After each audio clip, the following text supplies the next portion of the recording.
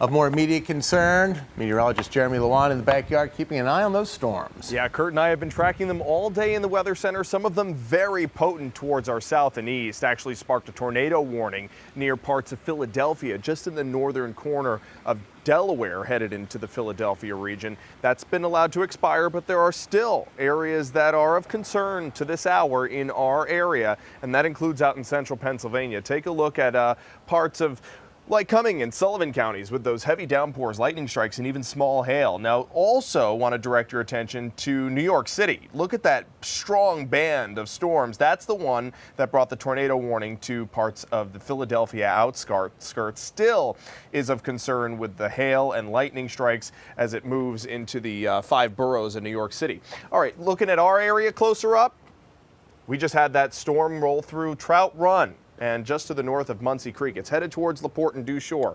There is a severe thunderstorm warning in effect for all of Sullivan County. If you live in Sullivan County, shelter in place for the next hour. Let this pass by. This is a doozy of a storm. Want to give you some timing on it as it goes towards the east. It'll reach Towanda by around 7:23, Bloomsburg just after 7:45, Montrose by 8, Scranton by 8:15, and Jim Thorpe by 8:30. But by the time it makes it to Lackawanna County, it won't have as much energy, so likely not at severe thresholds, but still will bring some rumbles of thunder and some flashes of lightning into the latter portion of this evening.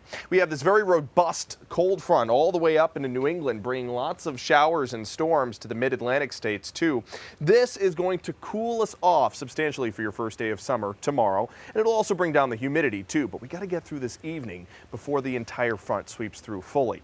There's your live view of Williamsport. Notice the additional line of thunderstorms just to the west of Williamsport going to push through once again into Lycoming County. That will not be severe, but it'll still cause downpours. Maybe after several rounds of the rain that you've seen so far, could have some localized flooding. Downpours at a rate of an inch an hour to 1.5 inches an hour. So this is the type of rain that the windshield wipers can't even keep up with. We do have some beautiful views. This is Lake Wallenpaupack up at Reeders, Pennsylvania. Beautiful shot up at Silver Birches. Love the slight waves on the lake. Current temperature right now 81 degrees. We have winds coming out of the southwest at 7. It has been breezy today, especially when those storms come through. It gets pretty gusty. Could see some gusts up to 25, even 30 miles per hour aside from the storms. Inside the storms could see gusts over 40 miles per hour right now. Temperatures today got up to the upper 80s for Selinsgrove and for Williamsport. Will be warmer still as we head into the weekend, but tomorrow will be a brief reprieve from the humidity and the heat. Temperatures right now still in the low 80s for Lewisburg and Danville. We're at 81 in Scranton, 78 for Pleasant Mount, but where the showers and storms are rolling through, cooling the air off down into the 60s for Tioga County there. Here's your headlines for the start of summer, which begins tomorrow at 10:42 p.m. We've got storms ending tonight. Tomorrow will be a beautiful start to your summer. It'll be breezy with sunshine, maybe an isolated shower. I'd say most of us remain dry throughout your first day of summer. Then the weekend is going to get hot, and it's going to get hotter still into the week ahead. So here's your future clouds and radar for the next 12 hours. That line of showers and storms going to push through northeastern Pennsylvania between 7 and 9 p.m. After 9, we're done with the activity. We start to quiet down. The front rolls through, the humidity lessens, and the clouds start to decrease too. Severe threat still in place though until 9 o'clock, and that's for anyone in that shaded yellow region.